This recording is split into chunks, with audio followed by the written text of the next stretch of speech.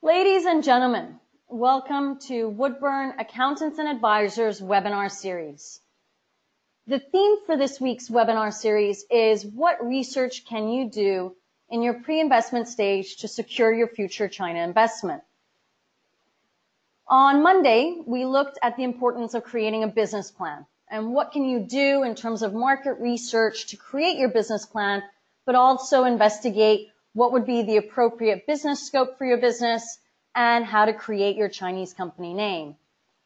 On day 2, we looked at how to create a budget in China and the importance surrounding creating a budget and how to then calculate the registered capital that has to be invested and remitted into the Chinese bank account. In yesterday's session, we looked at finding the right registered office address for your company in China and what type of legal and tax considerations have to be taken into an account when finding a location in China, finding a district in China, and then finally choosing an office space or factory space or retail space. Today, we're going to be looking at probably one of the largest issues upon entering the Chinese market, which is how to employ talent in China and how to choose the right individuals for your China structure. A lot of things surrounding this topic can be done in your pre-investment stage. And that will be the purpose of today's presentation, is looking at what can you do before even remitting funds to China or even hiring anyone. So let's start today's presentation. Before we begin, I would just like everyone to know that if you are based in China or in any country that has firewall issues, you may have to use a VPN. So the VPN will guarantee a more secure stability in terms of the Wi-Fi connection. If you don't have an option of choosing a VPN and you do have technical issues, stay on the line. You will probably recover within 30 seconds to 1 minute. Now, once you were launched into the GoToWebinar system, you should have had the option to choose between using your computer audio, meaning your mics and speakers, or the option of choosing a landline or your mobile. Obviously, the cheapest option and the free of charge option is using your computer audio. However, again, if you don't use a VPN, you may be having difficulties listening in, which is always why you have the option, the second option, to use your landline or mobile, but it will cost you money to choose that option. If you do choose the landline or mobile, you will then be directed to this part of the page of your control panel, where you can dial in a number for the jurisdiction that you're in. You'll have an access code and an audio PIN. Now, as is typical with any of my webinars, if I don't run over time, is that I will have a Q&A. Please, this is a complimentary webinar session. Use the opportunity, if you do have questions or comments, to insert them into the question section. I know I have not responded to a lot of the questions asked during this week's webinars. I promise you I will answer everyone by email, either this weekend or starting from Monday. Don't worry, you will get an answer from me. So again, take the opportunity, fill in the question section. If we have time, I will touch on them. The questions raised in the registration form this week for today's session were amazing and will really sum up the topic. So I will be starting off with those initially. Now, just to test that you're all listening in on me, if you would be so kind as clicking on the hand button in your control panel. And now if you could unclick that hand button, that will let me know you guys can hear me and there are no technical difficulties. So let's begin today's session. I'm very happy to see that there are some new faces in today's session. So thank you all for joining. And if you're interested in listening to the previous webinars, you can do so on our YouTube channel. But let me introduce who we are. Woodburn Accountants and Advisors is specialized purely in inbound investment into China and Hong Kong. We basically establish, manage, and administer companies in both jurisdictions based on our clients' requirements. And I'd just like to note that I've never had one client be the same as another. Everyone comes into China with a different business model, a different approach and way of dealing with doing business in China. We help clients in the pre-investment stage. So in this stage where I have this theme about what you can do prior, we help clients with all the questions they may have, the research they might need to get done, particularly pertaining to cross-border investment, tax optimization, and corporate restructuring. All of our clients are international, and by international, I mean they're expanding away from their home jurisdiction, primarily going into Asia, looking at China and Hong Kong specifically. And all of our clients are doing something different in China, whether they're looking to manufacture, whether they're looking to trade in terms of sourcing or selling, or they're looking to actually provide physical services on the ground in China. Just a small disclaimer. Today's presentation is providing you with a general view on the topic. If you would like to have a free consultation, which I am offering, based on your specific needs, please don't hesitate to contact me. I'd be happy to then, assist you with the development of your business model. Now, just a little bit about myself. My name is Christina Kohler-Coluccia. I'm the head of business advisory at Woodburn Accountants and Advisors.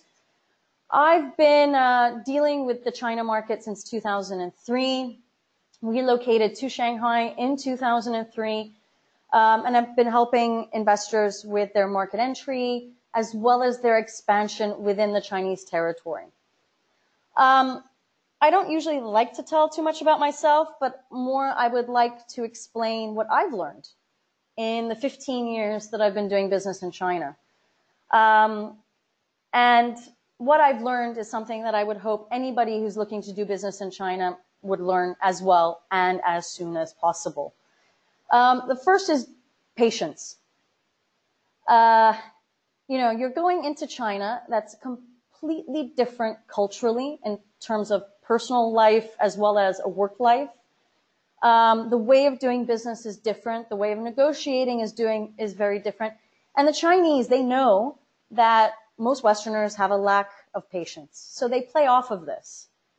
If you're able to develop patience, it will get you extremely far when you're having meetings. I can tell you that much. Or even dealing with staff, which is a hot topic for today.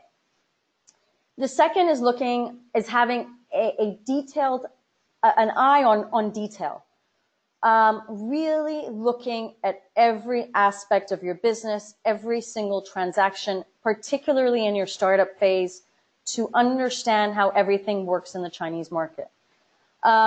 If you joined the previous webinar sessions, you'll understand why I'm explaining that. And hopefully by the end of today's session, you'll again understand why I believe this is such a critical point in order to be successful. The third issue, and it's probably easier to say versus doing, is that most Westerners, whenever a problem occurs, they tend to always want to find the person to blame. In China, although I'm trying my best right now to prevent you guys from having problems and obstacles, I can guarantee you, already in year one of doing business, you will incur issues. Whether it's related to your operation, your transactions, your employees, whatever, obstacles will arise. And what I have found is that by spending so much time looking at the person to blame and trying to figure out how did this all happen, forget about how it happened. It happened, and deal now with how to get around this obstacle. There are consistent loopholes in the Chinese system. You will always be able to find a loophole to get out of the mess that you're in. But don't spend time thinking, how did this happen? Who to blame? Think about the future and how to get yourselves around it. China is a place that is extremely efficient and fast-paced. If you spend too much time looking at the past, you're not going to get anywhere down the line and in the future. So these are three things I learned. It took me years to learn them. But now that you're aware of it, try to learn them much, much faster. Here's the agenda for today's presentation. As you've probably seen from all my webinars so far, I have very lengthy agendas. But this is really to show you how much there is to research and figure out around every single topic there is concerning the Chinese market. So this is a bit of a summary. And so let's start today's presentation with case studies. Now, I got a comment earlier this week from somebody who loved the case studies that I was portraying. So I thought in today's webinar, I would really focus on case studies. What should you not be doing when you go into the Chinese market? Now, to protect certain clients, I've kind of changed it up a little bit, but it gives you an idea of why you need to certainly consider certain things. So the first is high turnover of corporate management. When you're going into the Chinese market, you need to first figure out how you're going to develop your corporate structure and who you're going to appoint as certain individuals. This was an SME client in Canada, incorporating their subsidiary in China. They had everything figured out about the individuals they were going to appoint. Within the first 2 years of operating, they spent over 80,000 renminbi in lawyers' fees in order just to change their internal corporate structure, because they had such high turnover in their corporate management. What it fell down to was the fact that the CEO did not want to take on any of the responsibilities and roles associated with their China subsidiary, and he was allocating these roles to people that were in charge of the Asian business. But lo and behold, consistent resignations occurred within the headquarters, causing then changes to occur within the corporate structure in China. And they spent 80,000 renminbi in fees to get it updated consistently whenever there was a resignation. The second is termination of individuals in the corporate structure. So this was an Italian SME that had a structure in China for a number of years. They had appointed a legal representative, an Italian, who had relocated to China to manage the subsidiary. And lo and behold, what happened was they then decided to terminate this individual, forgetting that he was actually appointed as the legal representative. Ultimately, because the termination ended so badly, the legal representative at that point, the terminated legal representative, refused to sign any documents proving that he had been terminated and that he is willing to leave this role in this position. I know this sounds very odd that somebody who's been terminated has to sign something, but that's the key when you're inside the corporate structure. You need consent from all parties to terminate. Okay? It got to the point where we couldn't replace this individual who was willing to sue the company because he was in this position. And ultimately, I actually went to the government office to indicate that the individual had died, to try and see if that would work in terms of changing things. It didn't. The government officer requested to see the death certificate of the individual, which obviously I did not have. And it just goes to show that for anything you're going to try and prove, the government, they're not stupid. They're going to come back and ask for proof and evidence. And ultimately, the company had to pay out a large sum outside of the termination compensation to get the individual to put a signature on an A4 piece of paper. All right. The third case study. No replacement for individuals within the corporate structure. So you've got people appointed within your corporate structure, and suddenly someone resigns. But you have nobody to replace this person. And this is what happened with a U.S. company. The legal rep was head of Asia Pacific operations. Everything was perfect until he resigned. For a year and a half, they could not find a replacement who was willing to take on the role as legal representative. And it got to the point where the individual who left on very good terms with the company and said, yeah, take your time, him not thinking it was going to take a year and a half, he basically was on the verge of suing the company because for that year and a half, although he was had resigned, had left the company, he was still the legal face to that entity. So worst case scenario, it would have affected his new position within the new company if at any point something had gone wrong with his old company and he would have not been able to enter China, for example. So it's extremely important to have backup plans. whenever you're trying to appoint people within the corporate structure. The next point is a case study just basically on termination of staff. So there was a German company that incorporated a subsidiary in China.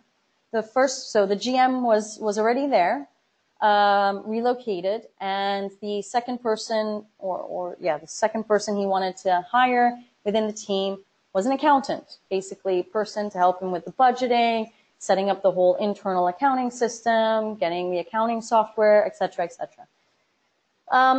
They decided to start off in a business center. They started off in an internal office, which is a key point because the internal offices don't have windows, which basically caused this staff to complain constantly. With that complaint, within the probation period, this person was already starting to ask for more vacation time, asking for a salary increase, saying, I'm all by myself, I have to do everything on my own, etc. Basically just turning into a nightmare. And as the GM decided to hire then the third person to join the team, he said, you know what, I better fire this person because it's just going to bring negativity within the team, and this is not the way to start off the business.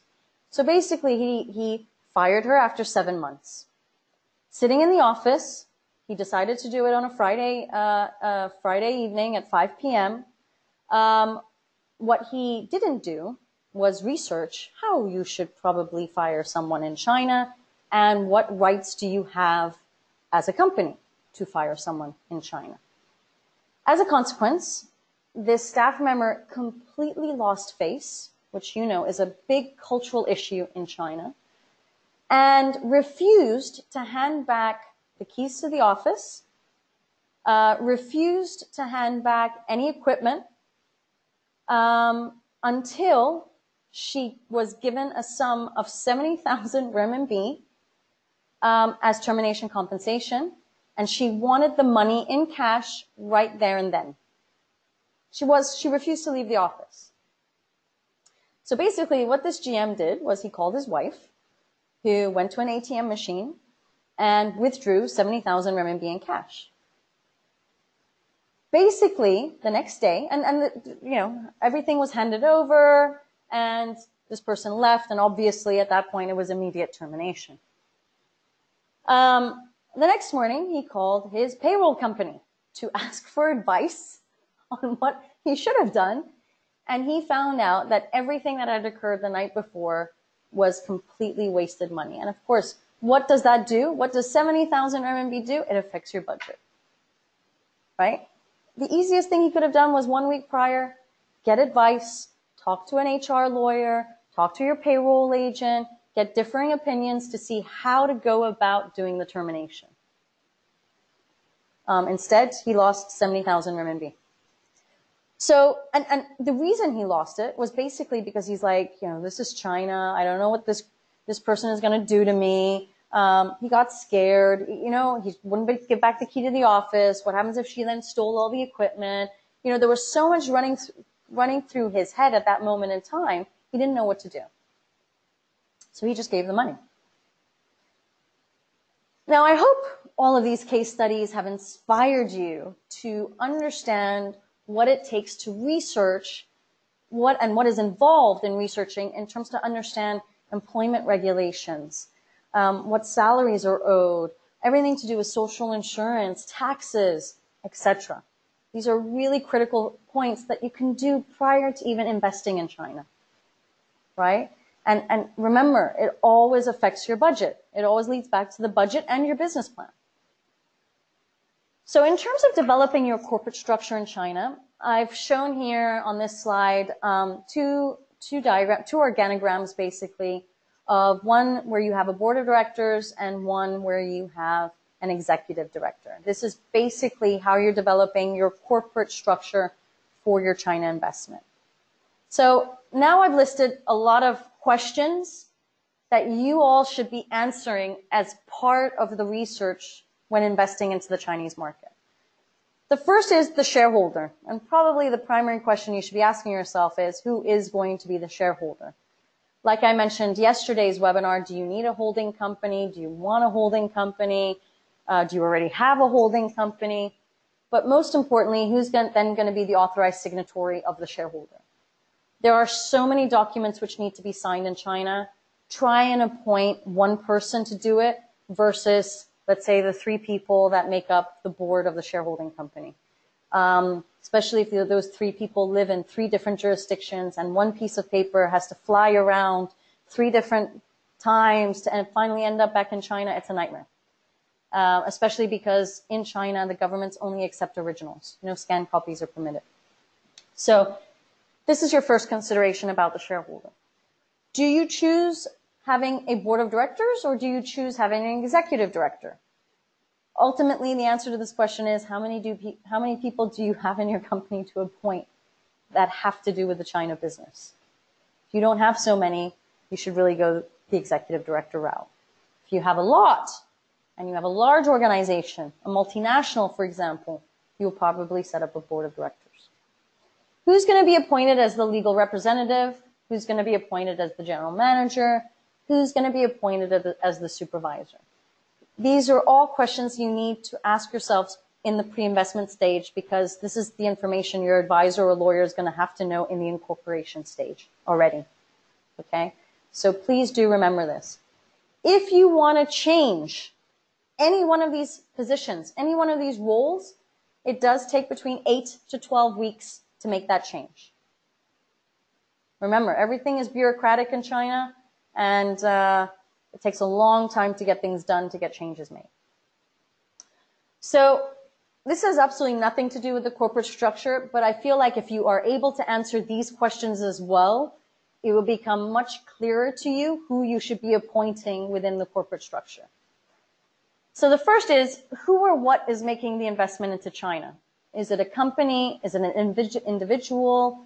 I don't recommend going the individual route. I always recommend that the shareholder of a Chinese company should be a company. Is it a company that's based in the UK, in Hong Kong, in Singapore? You've got to make that decision. Who is the ultimate China company decision maker? Who is ultimately making the decision for anything to do with the China investment? You may want that person to then be the authorized signatory on behalf of the shareholder. Who will be the chief financial officer, finance manager? Are you going to have the person in your head office take responsibility? Are you going to hire somebody locally from day one? Who's going to take that role? And you may want to appoint that person as the supervisor. The role of the supervisor is to make sure that nobody from the board, legal rep, or GM is doing anything that is not compliant according to PRC regulations. You can really only test that by looking at the financials and the processes surrounding the company. Usually it's a CFO or a finance manager that does that job. Who will be the bank signatory? Or who is going to be approving payments? Is it going to be the general manager? Is it going to be the legal rep? Is it going to be the supervisor? These are all questions, again, you have to ask about who operating your company. Who will keep control of the company shops, which are critical pieces of equipment that can really affect your company. To give you one case study, I had a client in Beijing who wanted to fire the chief representative who was keeping all of the licenses and shops and then close down the office. The chief representative, the key thing here was that nobody from the head office flew in to fire the individual. They did it over the phone, not realizing he had all the certificates and shops. He lost face, and he basically said, I'm never giving these documents back. And ultimately, they were never able to close down their company in China. And they were then put on the HQ, the name of the company and the HQ was then put on the blacklist in Beijing. Criteria of these individuals that you're appointing. None of them have to reside in China. They should be responsible for the China business. Don't pick people randomly just because you think that by picking them and they know nothing, nothing will occur to them. They have liability. something will occur to them if something goes wrong in that Chinese company. And because they know nothing, how are they able to defend? So please choose people that are responsible for the China business and know what's going on in the China business. With the board of directors, by default, the chairman is the legal representative. If you choose the executive director, by default, the executive director is also the legal representative. A member of the board can be the legal rep as well as the GM. Executive director can be a legal rep as well as GM. The supervisor, because he is responsible to see whether the board, legal rep, GM are doing anything that's not compliant, they cannot be in those roles. So it has to be an outside person. So when you look ultimately at the chart again, if you choose a board of directors, it's minimum 3 people. One of those can be legal rep, general manager, and then you need a supervisor. So you need at least 4 people minimum within that structure. Executive director, legal rep, GM can be the same, and then you need a supervisor. So in that structure, you need at least 2 people to take on that role. Then the key issue, or the next question you should be asking yourselves is, how am I going to allocate power? Now, delegating power always requires a degree of trust.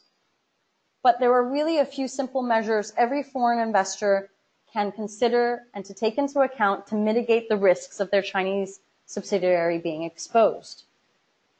I had a falling out with my first staff member. And from that moment on, I gave 0 amount of trust to any newcomer in my company.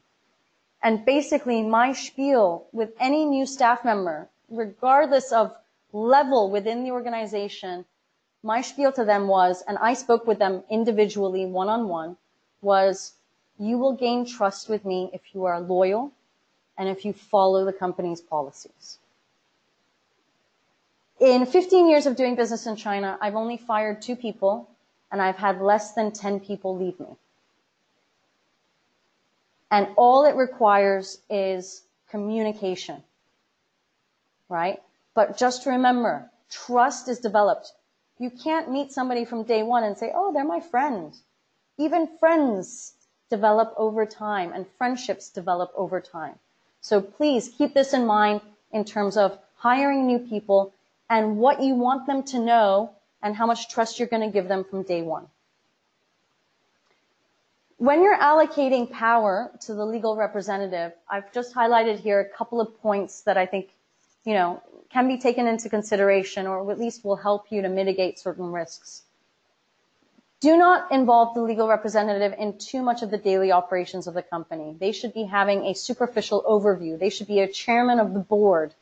They don't necessarily have to be involved in the day-to-day, but they should be involved in the overall business planning, budget creation, and then you should leave the general manager to being then the person who fulfills those day-to-day obligations. I generally don't recommend that the general manager is also the legal representative, but sometimes this can't be avoided, primarily because you might not have the amount of people you need to fulfill these roles. If you do, try to avoid that. If you can't, then just place further protections for you.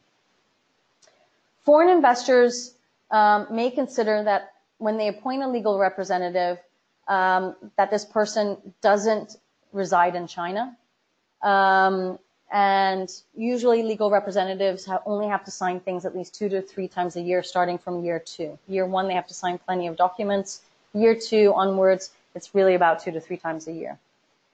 The reason why I say that is because if something goes wrong with your company, you're being sued, or there's a criminal aspect that's been involved, the legal representative will be the first person that's approached by the police. So you may not want this person to be physically based in China.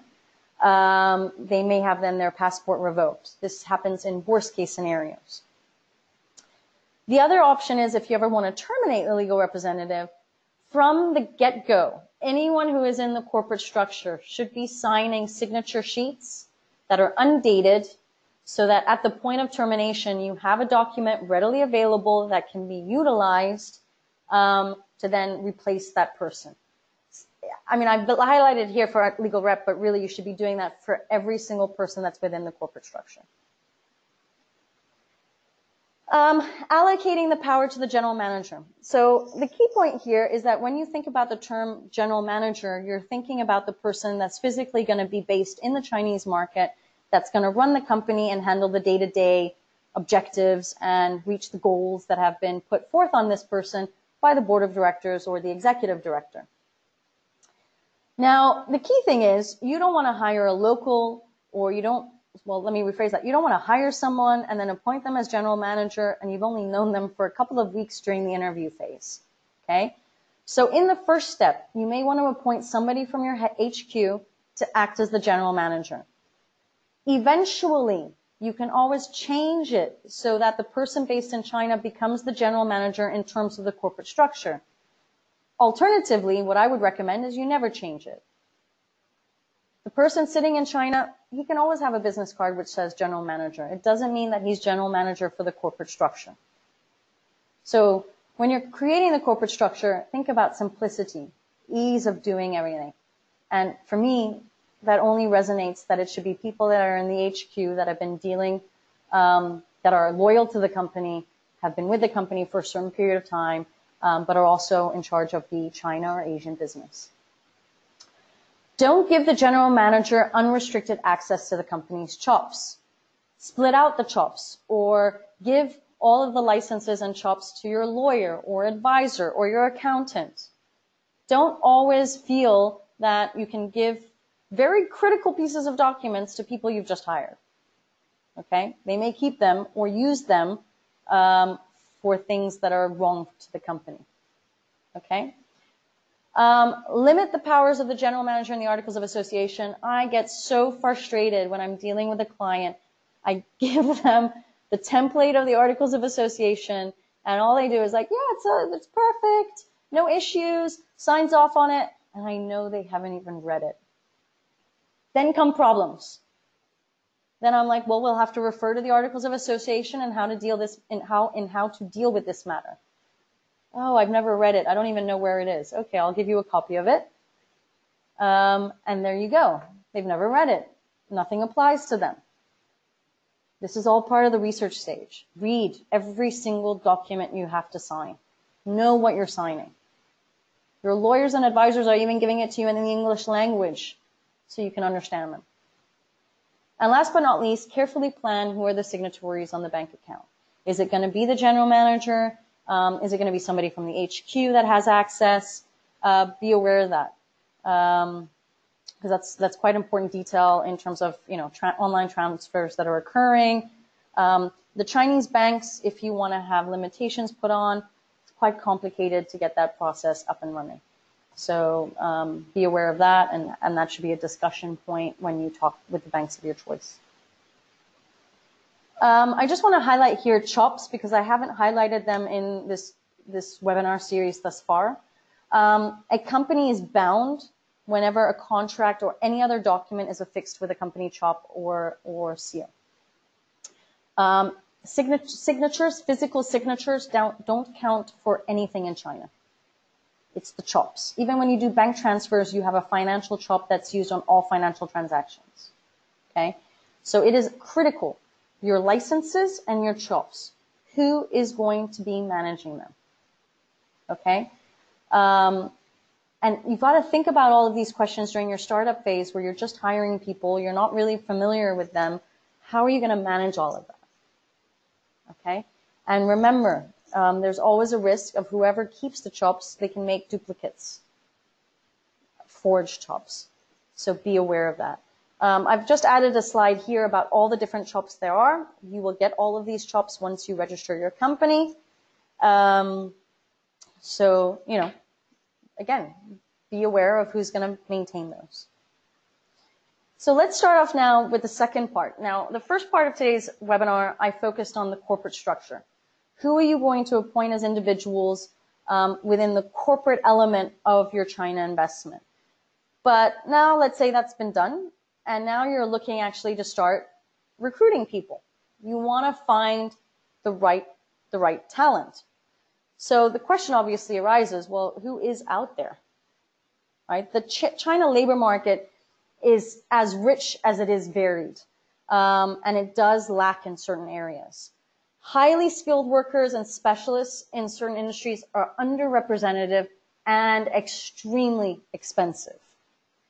And keep this in mind during your search. And obviously, don't settle for a candidate who doesn't meet your criteria, but you are getting nervous because you can't find anyone. All right? Now, to get help, you have job search portals like 51job.com, chinahr.com, Zhaopin, chinajob.com, etc., etc., etc., where you need to show your business license, your Chinese business license, to set up an account, and then you can do searches. These are very, very local search platforms, meaning you will find the local talent. You're not going to find foreigners via these websites. Okay? You can then have the option of using platforms like LinkedIn. Now, in my theory or in my philosophy, LinkedIn is a great first step to do your research, because Chinese people that have worked for foreign investors in certainly mid to senior level positions, they've worked for a multinational, they worked for a foreign investor, and they know the importance of LinkedIn. And it's just a way to see how smart people are becoming, that they start setting up profiles on LinkedIn. And I usually use that as my first filtering process. Who am I going to find in certain roles? And I usually try to contact those people first, because they understand the foreign investor's mentality of the importance of a LinkedIn profile. If you're going for really basic positions, engineering positions, software positions, anything like that, where maybe English is not a huge priority, definitely use these job search portals. Remember, you're doing all the work yourself by using these portals. The second option is using recruiters and headhunters, who know the market very well, have existing databases in place. They will probably also send out job advertisements out, and they will do the first level of interviews, and they will handle all the filtering processes. I think the most key aspect, and what you can do obviously in your pre-investment stage, is do your research by creating a job description for that role and that position. By already creating the job description, you have an understanding of what you want this person to do. The second is looking at China salary guidelines, China salary guides, where you get up-to-date information on what is the average salary for these roles. It will also give you guidance on what titles to use in China for certain roles and certain positions. It may be different than in the West. Okay? So keep all of these aspects inside. So again, 3 things you could do is create the job description, understand the role and responsibility that you want from this individual, create the salary guideline, or research the salary guidelines. You can research them on the internet. There are plenty that are out there free of charge, and they're pretty much all up to date regarding titles, positions, length of working experiences. Then obviously comes the fact of picking the right candidate. Now, I personally feel that picking the right candidate is always a gut feeling, but I've also had the experience talking to friends, talking to clients, that, being in the market for 15 years, I probably know too much on how to read a Chinese individual. Also having come from being, born and raised in Hong Kong, I maybe have a more clear sense of reading somebody, versus maybe even in the West. But what you need to look out for when picking the right candidate is the following. And the first is screening them for aptitude, attitude, and language capabilities. For me, I always think language capabilities is the first thing I look at. So yes, they're all Chinese, so they're fluent in Mandarin.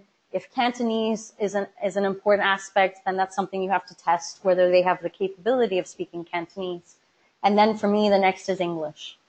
Some clients and some companies, they don't care about the English. They want the person to speak maybe German, French, Spanish, Italian. So, you know, these are all things that you should be looking at. And if they don't fulfill already the language capability, remove them from your list. Okay, but that requires a level of testing.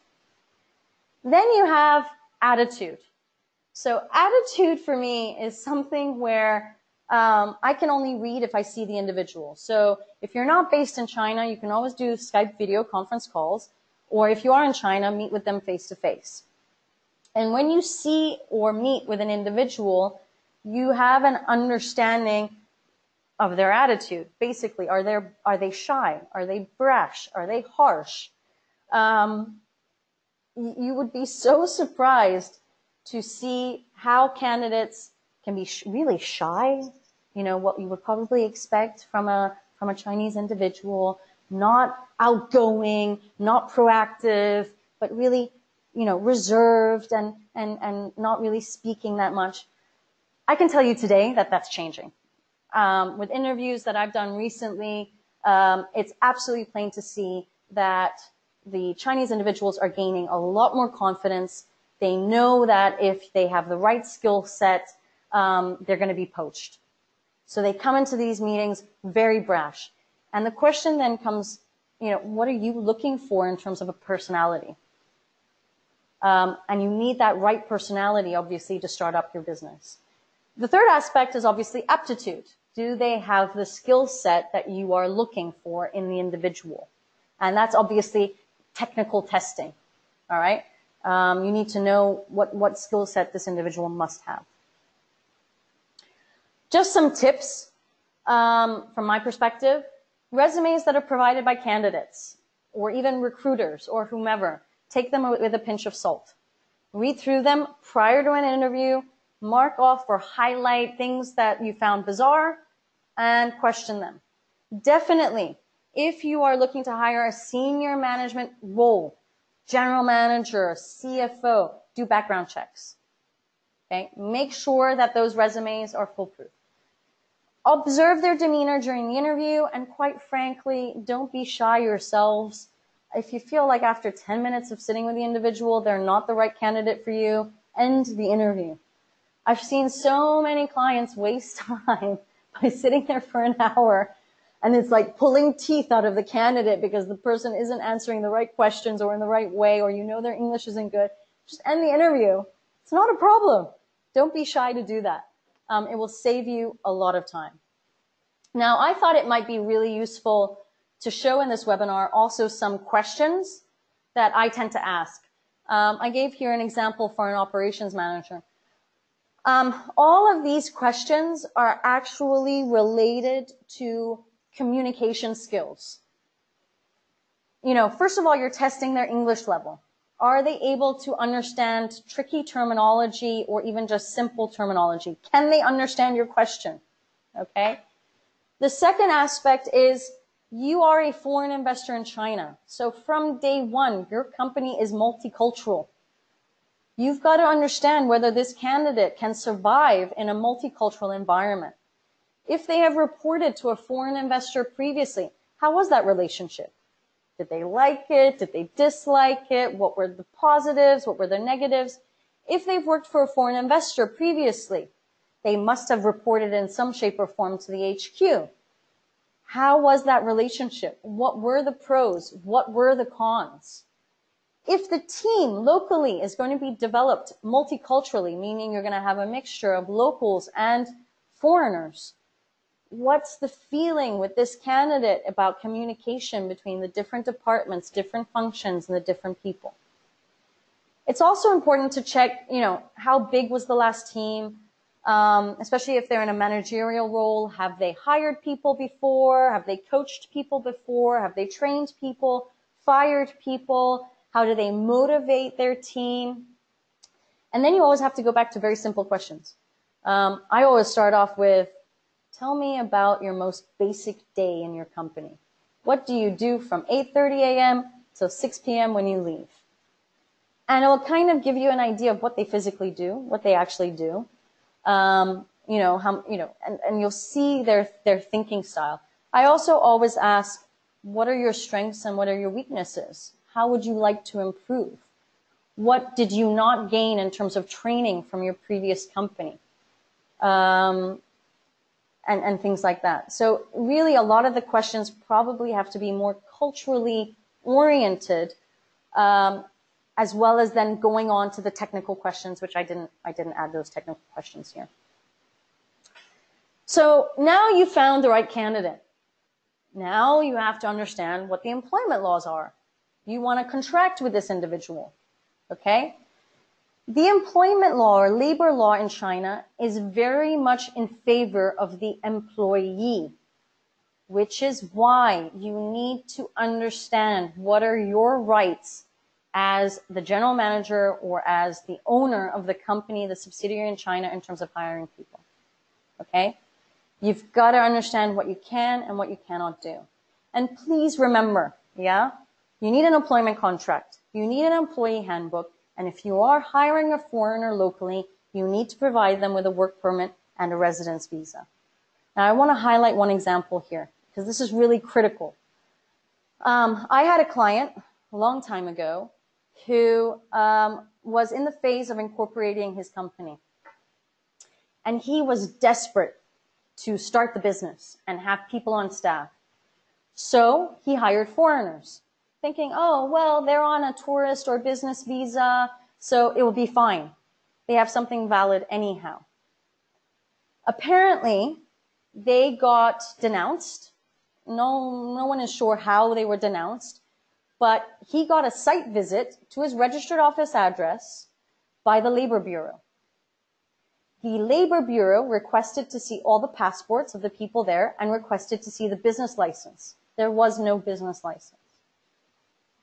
The individuals were then at that point not arrested, not handcuffed, but were taken by the employees of the Labor Bureau to their offices and locked up in a room. They were immediately, within 48 hours, deported. Okay?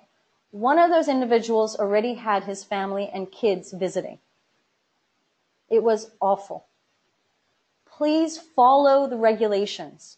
Don't hire anyone if you don't have a company yet and a business license to hire. Don't hire anyone if you don't have a bank account yet to pay salaries. It shows such a poor image of your company if you do things that are not in the right way.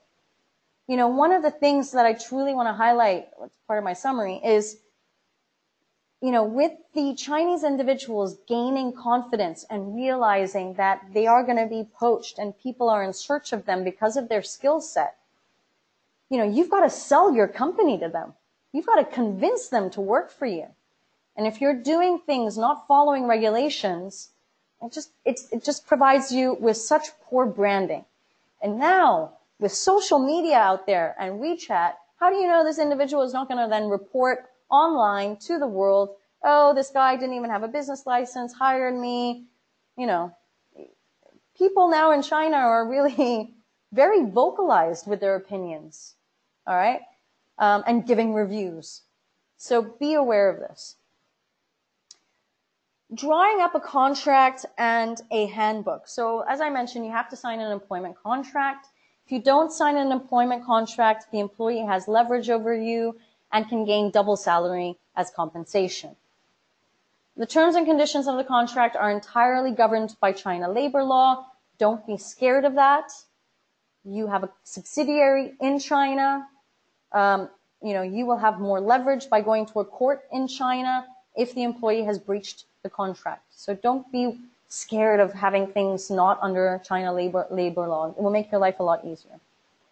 The contract obviously covers most aspects of the employment. It covers the role, the title, the responsibilities, the hours of work, additional benefits, et cetera, et cetera. Now, in China, you have a 40-hour working week, which needs to be followed. If, however, you have mid to senior managers that need to work overtime or, for example, have to start later on in the morning because of time zone issues and work later on in the evening, you need to apply for a flexible working hour contract with the Labor Bureau. Not a difficult process. but just make sure you do it. Otherwise, the staff has leverage over you. It's extremely important to understand what is the norm for Chinese employees versus the norm for foreign employees. Okay, I'll be honest. In the past, I always had more holiday time provided to the foreign employees than the local employees, because the foreign employees, usually had to travel to go see their families and needed more time out of the office. So I granted that for them. That was probably the only exception I granted between those two contracts. Remember also that with the employment contracts, there are two types. There is the limited contract, meaning it's for a specific period of time, 1 year, 2 years, or you have unlimited contracts, meaning they are open-ended. You can only by law sign two limited contracts with an employee, and the third must then be unlimited and open-ended. Employee handbooks are extremely critical, and I can tell you that most companies don't even have these. And if you don't have it, it makes it extremely difficult to fire people. Employee handbooks give you the right to create internal policies if anyone is breaching code of conduct, right? You can give warning letters, or you can terminate immediately without compensation. So having the employee handbooks is something that's really important. In China, you can terminate with 30 days notice, or effective immediate. If it's effective immediate, you need to provide 1 month's salary. The next point is social insurance requirements. And let me give you another case study here. I had a German company. They did not have a subsidiary in China, but he had 5 employees that were hired by a third-party supplier. And mainly these 5 employees were working on the site of the third-party supplier. He came to China on a visit to see suppliers, to see customers, and he goes into the office of the supplier and he sees one of his staff on crutches. Seems like he broke his leg. He's then, running around, and on top of all of that, he also sees an envelope that's being passed around all the employees of the company. Then he starts talking to one staff member and says, "What's going on? I don't understand." The staff member didn't want to say anything, goes to the next staff member, and finally one of the staff members says, "Well, sir, you know that, yes, we're employed by the supplier, but all we're getting is our salary. We have no social insurance, and we are now providing funds to the staff member so he can pay off his medical bills." The guy never even checked to make sure that his staff were being taken care of. Okay? It is illegal in China to not pay social insurance. Huge liabilities could have occurred. First of all, these staff could have denounced the German guy for not having a company in China, okay, but hiring people. I mean, talk about giving people leverage to really do things to you. All right? So please remember, do things the appropriate way. I always have the saying, you have 2 bureaus in China you don't want to mess around with. The first is the tax bureau, and the second is the labor bureau. Okay? You want to make sure you follow everything to a T with those 2 bureaus. Now, I do also want to highlight there are loopholes around everything. I started off today's presentation saying you will always incur obstacles, but there are always loopholes around it. All right? There are loopholes around it. Just keep that in mind. So in terms of social insurance, Chinese law mandates every single employer must pay to an employee social insurance, whether they're Chinese or they're foreign. There are 5 types of social insurances: pension, medical, unemployment. Maternity is paid to women and male and females, and then work-related injury insurance. There are specific types of social insurance employers must provide, and the contribution formulas vary based on the employer's location. Shanghai has the highest level of social insurance. It is approximately 61% of the salary, split out between the employer and the employee. Employer pays around 45%. Remaining amount is paid by the employee. And it's capped at a salary level of, I believe, around 14,000, which will be changed in July because every year the cap is increased. Okay? And this is the case anywhere in China. Like I said, Shanghai has the highest. So anyone earning, let's say, 14 or 15,000 more, I forget the total amount, then at that point, it remains, the social insurance contributions remain at the 14, 15,000 level. Okay. Many foreign employers, even domestic Chinese employers, fail to make these types of payments. And it provides the employee with tremendous amounts of leverage. Okay, so please do keep that in mind. Please also keep in mind for foreigners, two things. One, there are some foreign countries that have social insurance treaties with China. It started off with Germany and South Korea and now has expanded to Japan, Netherlands, and a couple of other EU countries as well as Canada. And it means basically with these treaties that foreigners based in China don't have to pay social insurance contributions wherever they are based in China. Some cities also do not require you to pay social insurance to foreigners, one of them being Shanghai. In Beijing, there are certain districts that require you to pay social insurance and other districts which don't. So biggest tip, always pay your social insurance. But understand what the laws and regulations are. And as I mentioned on Tuesday's webinar, don't forget to include social insurance amounts into your budget. Then comes individual income tax in China. So on this table, this is the calculations you would apply to a foreigner. If you want to apply it to a Chinese individual, the only thing that you would change is the 4,800 renminbi, which is listed in the line 1 formula. All right. Otherwise, this is how income tax in China is calculated. Pretty straightforward. Then you have allowances that are tax deductible. Now, these allowances, again, are really more related to foreigners versus to Chinese individuals. You have the taxable side and you have the non-taxable side. One thing you have to remember in China is that all allowances have to be written in the employment contract and approved by the tax bureau. It's not automatic. In reality, they should approve it. In some cases, if it's not properly written in the contract, they will not approve it. A question I guess get asked quite often is, in order to minimize taxes for people, is, can the allowances, for example, be the biggest portion of the total compensation? No, it cannot. It won't be approved by the tax bureaus.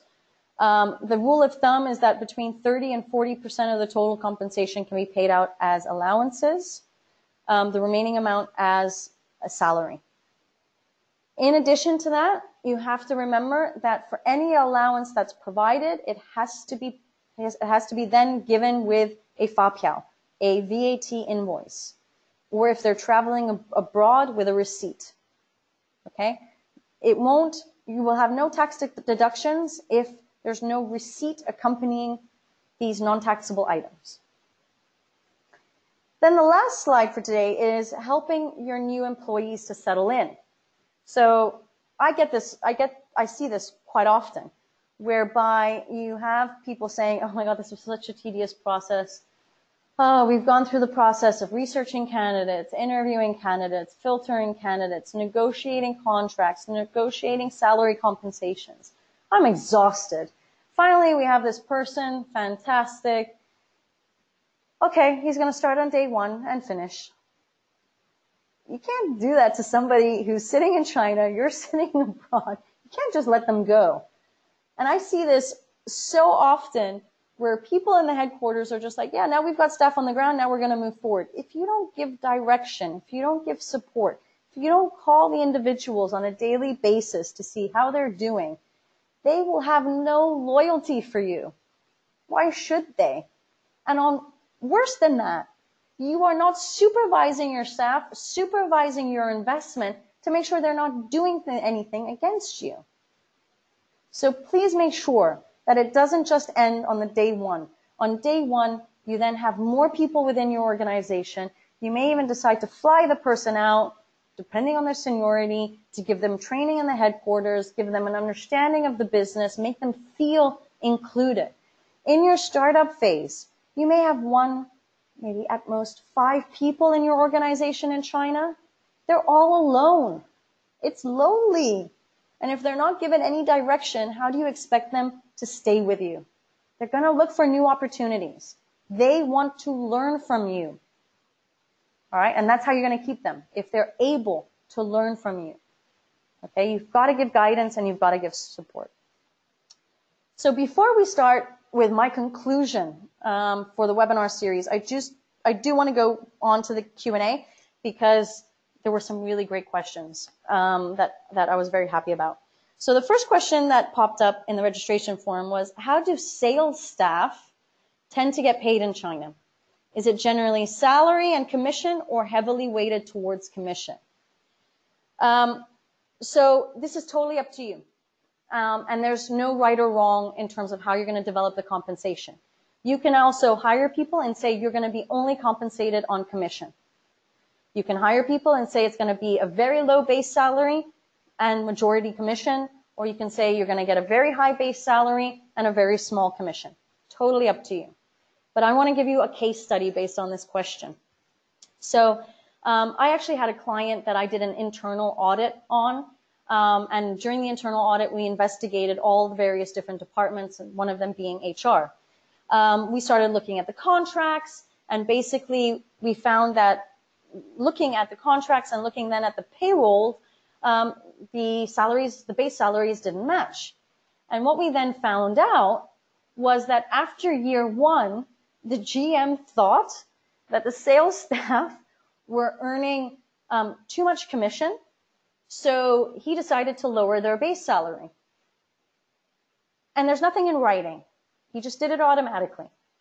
So first of all, that's the wrong way to approach your staff, okay? The first thing you do is you negotiate with your staff.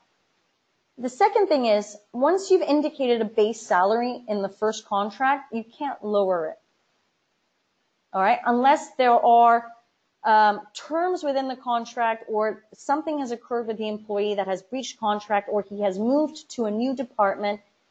You know, there has to be something that shows why he has a lower base salary. If he's in exactly the same position, you cannot lower the base salary. You can, however, lower the commission rates, which is what he should have done. He should have said, you guys are earning too much every month. This is not fair on the company, particularly in the startup phase. I mean, they were just doing a really good job from my perspective. But, and ultimately what he should have done was lowered their commission rates. So please keep that in mind if you are going to have salespeople and you want to pay out the commissions.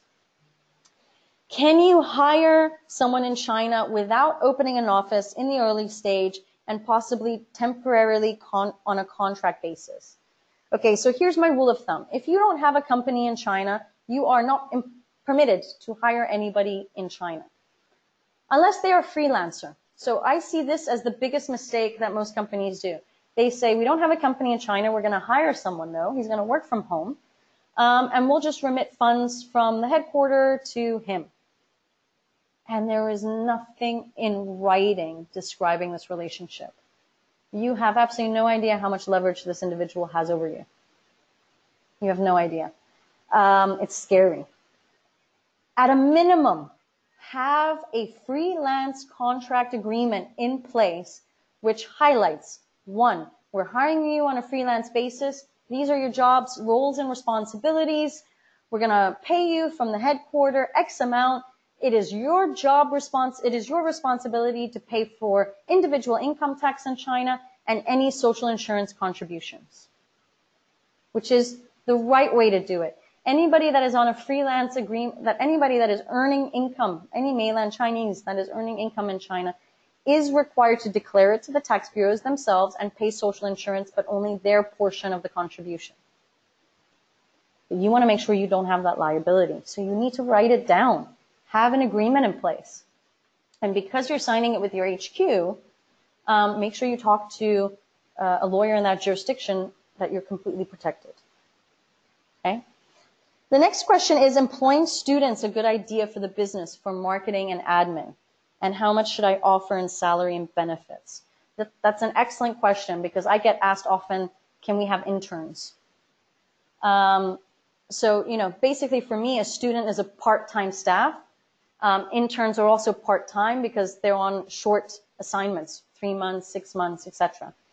There is no such thing as so most people, when I think of interns as having a foreign intern, Foreign internships don't exist. There is no internship visa. And if you want to get a visa for this individual, then they need to have a 1-year contract. It needs to be an employment contract. So that's a limited term contract. If you want to hire students, whether foreigners or local, the best route to take is to do it with the university, meaning that you approach the university saying you're looking for someone. There is no legal requirement for you to pay a salary, to pay social insurance, or to pay tax. And if they are receiving a stipend, for example, an allowance, you just reimburse with fapiaos. If you actually want to pay just something, currently in Shanghai, I believe it's 400 renminbi per day that is generally paid to part-time staff or students. Is it a good idea? That's your decision to make. I don't really have an answer for that. I just feel like students require a lot of training, and if they're only there for a certain period of time, you're wasting a lot of efforts on the training. If they're there at least for 6 months, I think it warrants that fact. What are the key elements of the remuneration package to consider in terms of attracting and retaining staff? That's a very good question. And the first thing I would say is go look at salary guides. See what the average gross salary is currently being paid for those positions. In terms of allowances, generally speaking, foreigners now are being moved onto local salary packages, meaning they will only get minor allowances, for example, travel costs, meals, not necessarily housing. For Chinese staff, one thing is very important to highlight. They can get allowances, but it doesn't mean that it's tax deductible for them. So for a lot of the Chinese, it's more recommended to kind of pay them a gross salary that encompasses all of the allowances. Or what you can also do with the Chinese staff is just say, give me fapiaos, not housing fapiaos, but if you give me housing receipts, housing invoice, if you give me allowance receipts or allowance invoices, we'll just book them accordingly and then reimburse you. Okay, I've gone over time.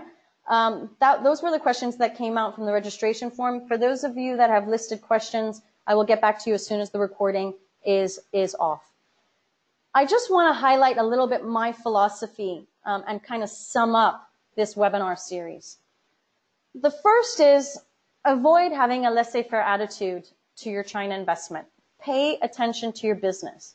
And the only way you can pay attention to your business is if you do create a business plan, you create a budget that you know that you can follow on a monthly basis to make sure you can pay attention to your business and you can see what's happening from what your vision is to what the actuals look like. The second is knowledge is power. I truly believe this in China. Okay? It gives you the leverage you need to succeed in China. It also helps you to prevent making mistakes, as I've highlighted just on HR issues in this presentation. Even if you choose the right individuals within your organization, understand what is happening within your organization. Don't, stop reaching out to them. Follow up with them consistently. And I truly believe that if you invest in your employees, they will invest in you and in your company. Have a backup plan.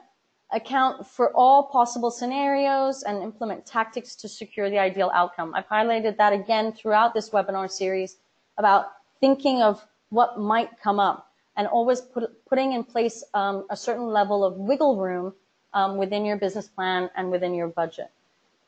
Use your gut instincts, okay? If you see something that you don't like, take a plane, fly to China immediately, and fix it. And understand what the situation is causing. I see too many people sitting back on their desk and saying, no, it will sort itself out. I don't need to fly over. If you can't fly over, send someone else to fly over. That's the only way you're going to know what's happening. All right? Don't wait 6 months. And something really severe could happen.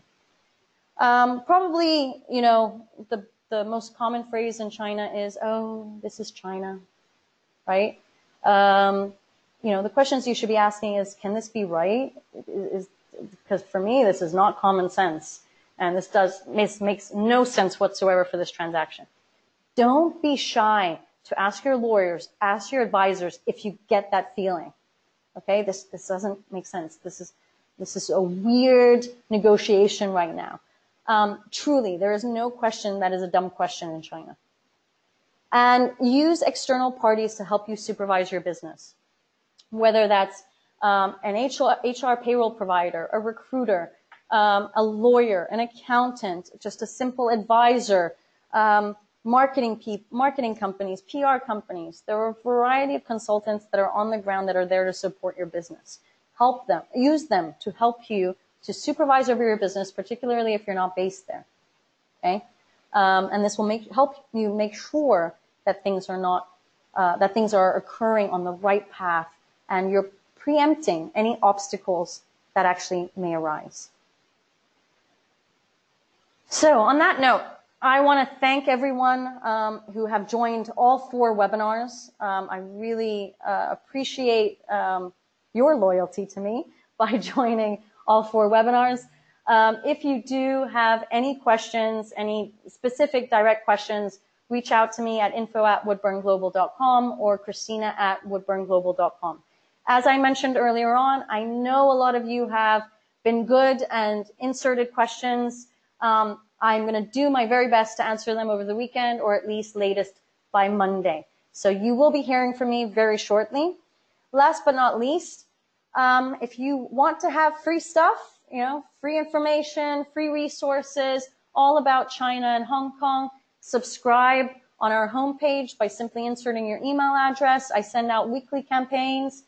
Alternatively, follow us on all the social media platforms. I publish on a daily basis. Don't be shy, subscribe, and everyone loves to get free stuff. Again, thank you all for joining me. I hope that these presentations have been useful to you, and that you've gotten a couple of tips on how to do business in China successfully. Thanks a lot. Have a great afternoon and a wonderful upcoming weekend, and I hope to see you again all soon. Thank you and goodbye.